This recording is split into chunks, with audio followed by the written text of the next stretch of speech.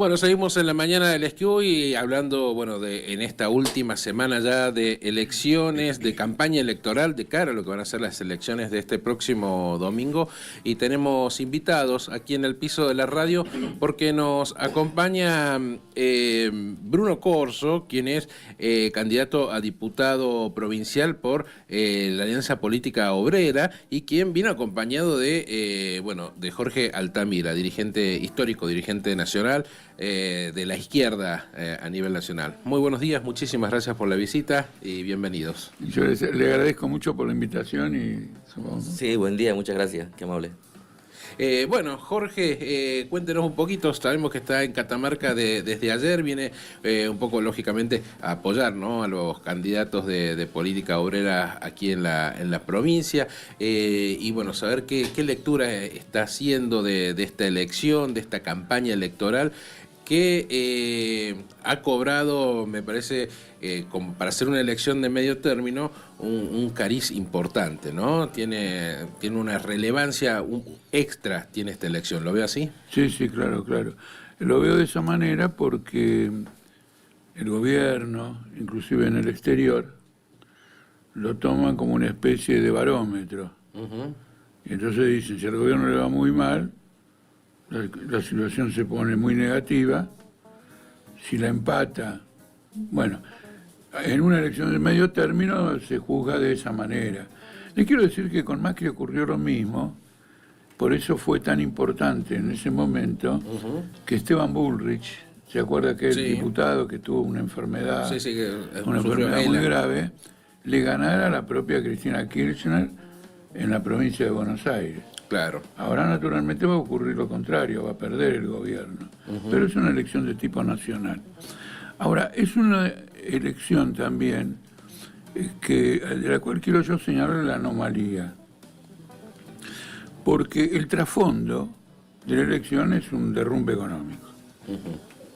Entonces acá hay dos cosas. Se toma la elección como el barómetro que decide, mentira. Una modificación en la Cámara de Diputados no detiene el derrumbe económico a partir del lunes. Mejor dicho, ya hay un derrumbe económico. Usted ve que Estados Unidos está trayendo dólares oficiales y no baja el dólar. Sí. Por lo tanto, hay una salida de capitales frenética. Y eso significa que los bancos se están quedando sin depositantes. Si eso prospera, vamos a una crisis bancaria. Entonces, no le eche la culpa a la elección, que gana este y gana otro. Porque por otro lado, si ganara el gobierno, y entonces todo el mundo dice, ahí se estabiliza, no, pero acá hay una corrida cambiaria contra el gobierno. Sí, en todos los analistas económicos, incluso tanto locales como del exterior, anticipan que tiene que haber una devaluación, y lo que no se sabe, o lo que está abierto es de cuánto va a ser esa devaluación y en qué plazos. Y eso lo atan un poco, ¿no?, al resultado electoral. Bueno, no, la devaluación va a ser independiente del resultado electoral, por eso le digo. Claro, la devaluación, sí. El cuánto, lo gradual, lo doloroso que nos va a significar esa...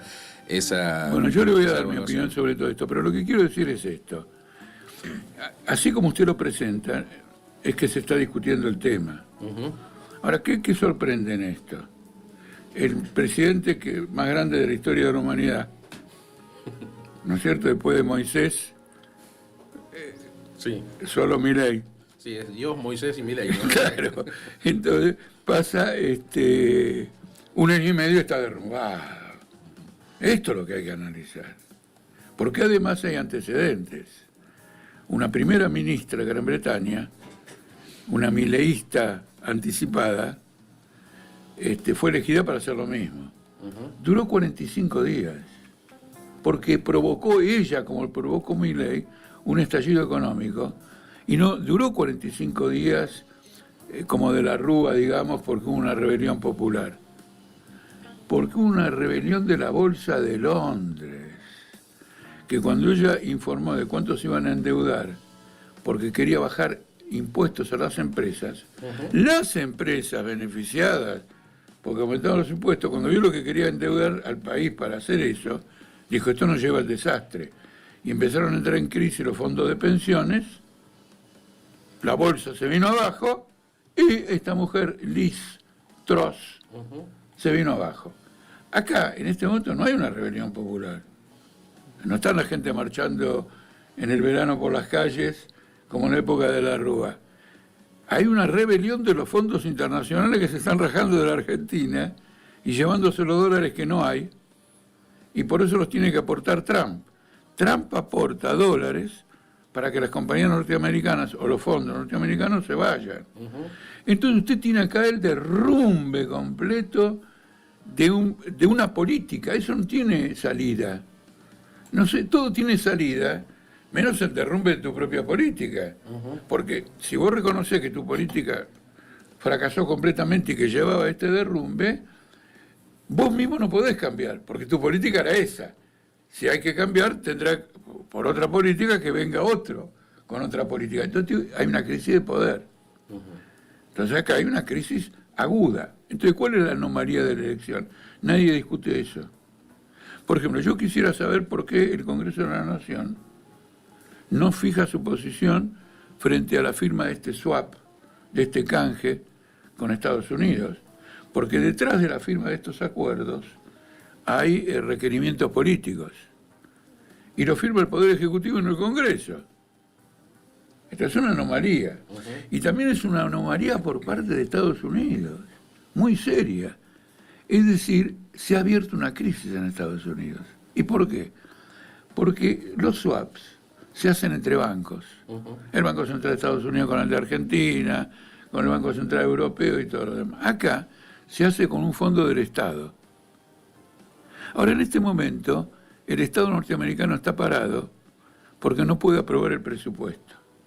Y al no poder aprobar el presupuesto ha dejado de pagar los salarios de los empleados públicos.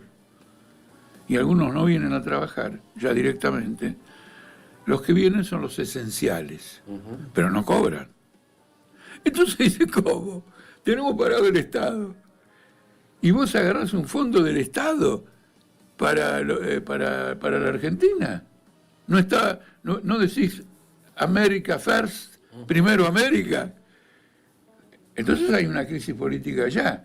Nadie discute este problema. Entonces, el electorado argentino, el ciudadano, al cual después le pegan todos los políticos, porque dice que vota como el... Bueno, no voy a decir cómo, pero ustedes se lo imaginan, se le está desviando la atención, porque tiene que decidir si está de acuerdo con este tipo de operación. Porque este tipo de operación significa un cambio cualitativo. Y lo resumo de la siguiente manera. Cuando usted le debe a un acreedor privado, usted es un país dependiente. Especialmente si le debe mucho. Si le debe normal, no, porque bueno, la vida económica son deudas, créditos, es lo normal. Pero si usted le vende fuera de toda proporción, claro, es grave porque usted puede ir a la quiebra. Si como usted no puede pagar bien el FMI, usted ya no es más un país dependiente, es un país semicolonial. Porque el FMI le va a decir, mira, tenés que bajarle a los jubilados, tenés que bajarle a los discapacitados. Y se supone que en Argentina gobernamos nosotros, no el FMI. Entonces ya no somos un país solo dependiente por una circunstancia económica. Si en lugar del FMI viene el Estado de Estados Unidos, somos un protectorado, una colonia. Porque otro Estado fija nuestra política. Y usted lo ve a Trump diciendo, tienen que hacer esto, tienen que hacer lo otro, y nosotros, si ustedes hacen esto, lo apoyamos. Y último ejemplo, se acaban de reunir, los convocó Santiago Caputo, que no es el ministro de Economía, sino que es el sobrino, que maneja las riendas, pero no es funcionario. Parece que lo van a nombrar ahora jefe de gabinete, en lugar de Guillermo Francos. Se reunió con gente, entre comillas, de la oposición y un representante de Estados Unidos sobre qué gobierno formar después de las elecciones. Sí. Papito, ya es el colmo. Acá no sé cuántos somos para votar, porque cuántos somos cerca de 50 millones, 48. Para votar debemos ser 30 y pico. Acá 30 y pico de personas adultas van a ir a votar. Algo que ya está arreglado. por Trump. Entonces, si no tomamos conciencia como colectividad, ¿no es cierto? Porque esto es un país que significa, es una estructura histórica, no es una improvisación. Un día los catamarqueños se entendieron con los salteños y salió la Argentina. Todo un proceso histórico que fue formando una conciencia de país y todo lo demás. Es un ataque brutal. Y entonces Bessent, el secretario, el ministro de Economía de allá, dijo que Argentina era un estado fallido. ¿Qué quiere decir estado fallido? Es un estado menor de edad. Necesita un tutor. Él dice que necesitamos un tutor. Y el tutor es él. Claro. Hace recordar cuando Cavallo hablaba de las provincias inviables. Bueno, ahí está. Qué bueno. Porque no lo tenía. Sí, me acuerdo, pero claro, no lo tenía presente y no podía usar ese ejemplo para ilustrar nuestras ideas. Entonces, esto es lo que debiera discutirse. Político, Obrera, lo ponen en la agenda. Entonces, ¿qué va a pasar el lunes? Bueno, el lunes, el martes, eso se verá. Ellos lo que quieren hacer ahora no es simplemente devaluar, quieren liberar el mercado para que en lugar de la devaluación, el monto de la devaluación, se fije lo que ellos llaman naturalmente, por la oferta y la demanda. Si hacen una cosa de ese tipo, va a ocurrir lo que ocurrió en 2001, que se devaluó 75% el peso, una desmesura. ¿Por qué? Porque es como abrir de golpe una puerta, hay una multitud que quiere salir, y bueno, salen, no andan esperando. Claro. Entonces pueden correr el riesgo de que les pase lo mismo y que de golpe nos vayamos a 2.500. Después de 2.500, los que tienen dólares van a decir, por 2.500 vuelvo. Claro. Y entonces baja. Sí. Y se queda, digamos, en 2.000. Pero que pase a 2.500 ya es grave porque altera todas las cosas. El comercio, los salarios, las jubilaciones. Es un golpe más a los trabajadores luego de la devaluación de 2003. Lo que quiero decir es esto no se discute. Nosotros tenemos una posición sobre todo esto, lo estamos denunciando. No debemos ser un protectorado de lo elemental que uno le puede exigir a quien hace una lucha política en el propio país. Hay que rechazar todo esto y marcar la anomalía de una deuda externa que bajo de la Rúa, no le quiero decir bajo Isabel Perón, bajo Isabel Perón era 4.000 millones de dólares. Bajo de la Rúa se transformó en 180.000, pero estaba inflado, porque en el último año de la Rúa aparecieron préstamos para que no caiga de la Rúa. Sí, el megacanje. El megacanje. Entonces en el último año se acumuló, pero es decir que eran 180.000 inflados. Naturalmente podía ser menor. ¿De cuánto es ahora? 650.000 millones. Sí. Eso no se paga jamás. Bueno, permítame que termino con esto. Estados Unidos está peor que nosotros. Tiene una deuda pública de 38 billones de dólares. Y Trump insinuó que no quiere pagarla. Es decir que, fíjese, ¿cómo es eso que no quería pagarla? Porque se supone que Trump no va a hacer una cosa de tipo. Él quería declarar a la deuda de Estados Unidos deuda eterna.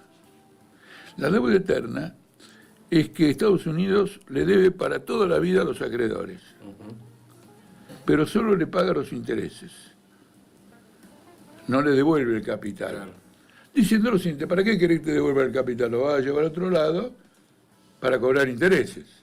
Bueno, quédate acá toda la vida, vos, tus hijos, tu nieto, tu bisnieto, y yo te pago los intereses.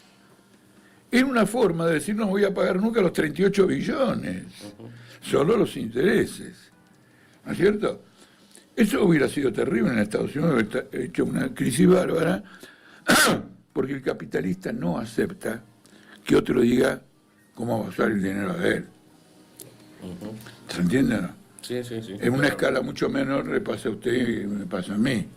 Una escala menor de deuda de cuarta, nosotros decidimos qué queremos hacer.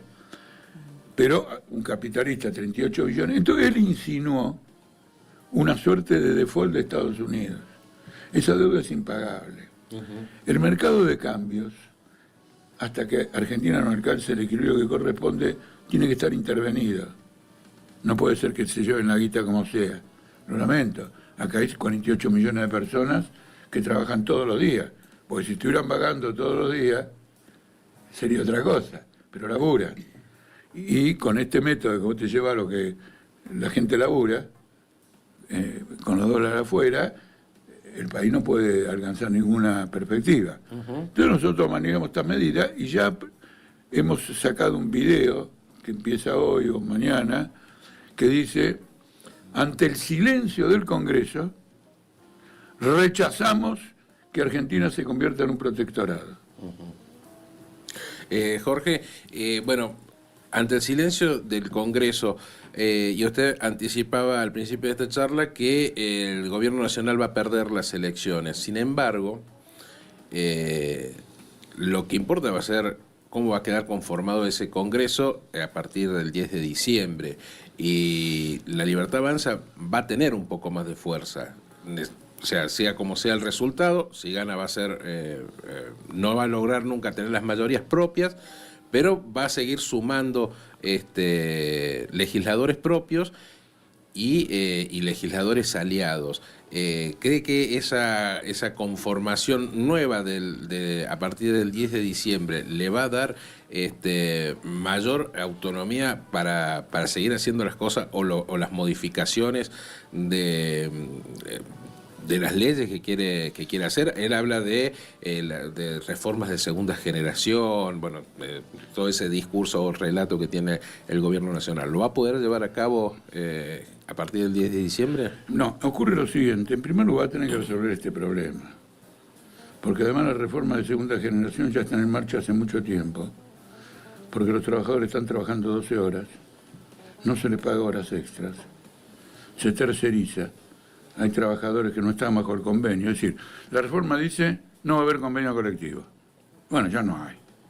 Porque, por ejemplo, Techín tiene 500 obreros efectivos y alrededor de 4.000 en tercerizadas. Los 4.000 no tienen convenio. Solo tienen estos efectivos que están en planta. Eso ya avanzó mucho, pero le quiero hacer una observación importante. El propósito del gobierno, lo declara abiertamente, y de los asesoras, es juntar tantos diputados que puedan reunir 1/3 del Congreso.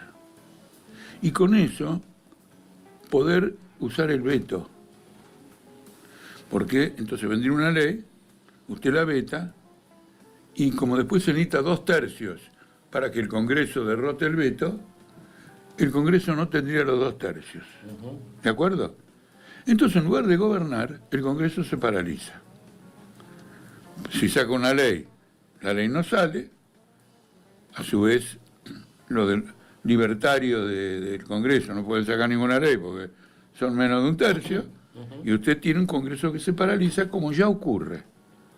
En este momento, por ejemplo, hoy va a haber una marcha para que se cumpla la ley aprobada por el Congreso, vetada por el gobierno y reaprobada por el Congreso para los discapacitados. Y le dijo, me importa un bledo.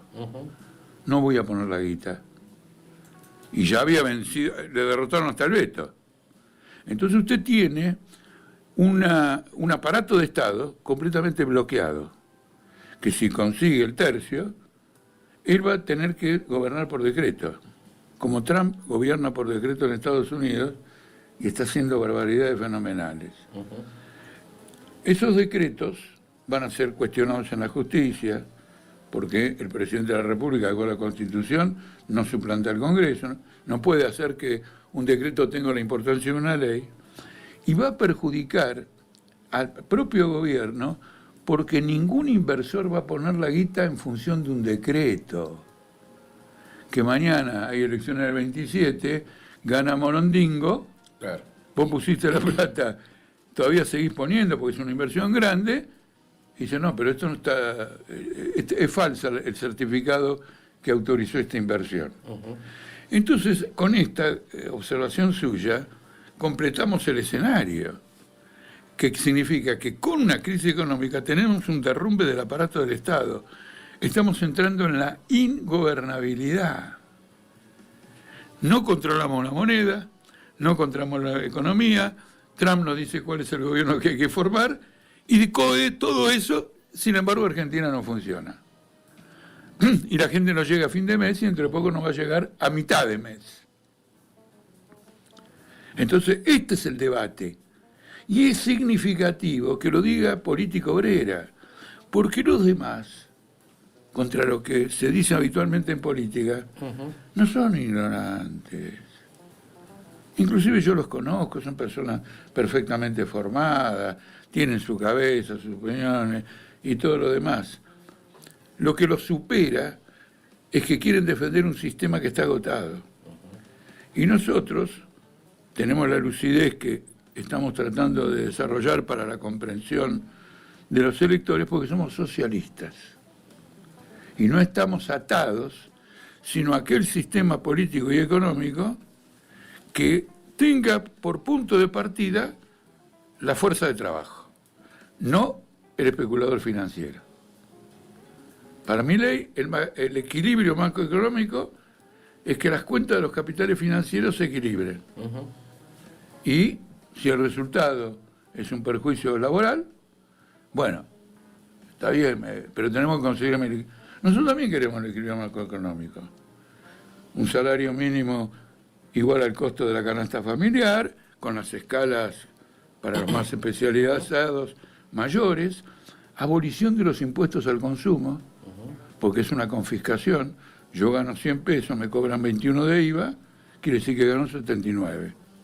Me está metiendo el perro. Entonces, el equilibrio macroeconómico que Política Obrera plantea arranca de la fuerza de trabajo, y si eso obliga a perjudicar al gran capital, son ¿cómo se llama? Los daños colaterales. Son los daños colaterales. Y si hay alguna resistencia, bueno, se toman medidas, porque gran parte de los problemas que genera el capitalismo, gran parte, tiene que ver con la pelea que hay entre los capitalistas. Por ejemplo, yo una vez tuve que dar una charla en medio de esta crisis del año 2007-2008, Sí. y la gente se sorprendió porque esperaba de mí una actitud muy severa con los capitalistas. Y entonces de golpe les digo, miren, si los 8 banqueros que dominan el mundo se juntan y organizan una coordinación, gran parte de esta crisis se supera. Al final el capitalismo irá a una crisis, pero si los banqueros coordinan cómo salir, se supera. Todo el mundo me miraba y decía, ¿cómo? Altamira es socialista y dice que los banqueros pueden salir de una crisis si coordinan. Después les expliqué que los banqueros no coordinan nada, porque vos juntás 9 banqueros y se van mirando como una partida de póker o de truco, a ver qué dice cada uno, para ver qué van a apostar mañana contra porque así es el sistema. Yo quise ser pedagógico con la audiencia, para no caer en el simplismo, bueno, el capitalismo, es decir, el socialismo es una crítica muy rica, muy profunda al capitalismo, no es que, ay, arriba los pobres, abajo los ricos, no existe. ¿Me explico? Bueno, entonces, como usted ve, se bloquea todo el aparato del Estado. No lo discuten, no quieren avivar al ciudadano.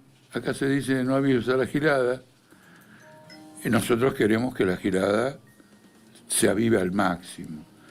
Y naturalmente esto que ustedes nos permitan charlar con ustedes y comunicarnos con la gente en Catamarca es muy positivo. Bruno, están cerrando ya la campaña electoral, quedan 2 días de campaña efectiva y bueno, de cara a las elecciones del próximo domingo, ¿cómo estás viendo esta campaña? ¿Cuál es tu conclusión y qué es lo que queda para hacer de acá hasta el jueves, el último día de campaña y hasta la elección? Por supuesto, sí. En primera instancia, la campaña de Política Obrera en Catamarca se centró y va a desarrollarse hasta el final, denunciando que las fuerzas políticas que se presentan aquí en nuestra provincia han colaborado con el gobierno de Milei durante todo el periodo de gobierno hasta la fecha, hasta que empezó y se profundizó el derrumbe económico y que bueno, fue arrastrado también el propio gobierno. De hecho, el gobernador de Catamarca, Raúl Jalil, fue uno de los primeros en anotarse como dialoguista, colaboradores, y llevando adelante un discurso de que si al presidente le va bien, a nosotros nos va bien, implementó la motosierra aquí en la capital, perdón, en toda la provincia.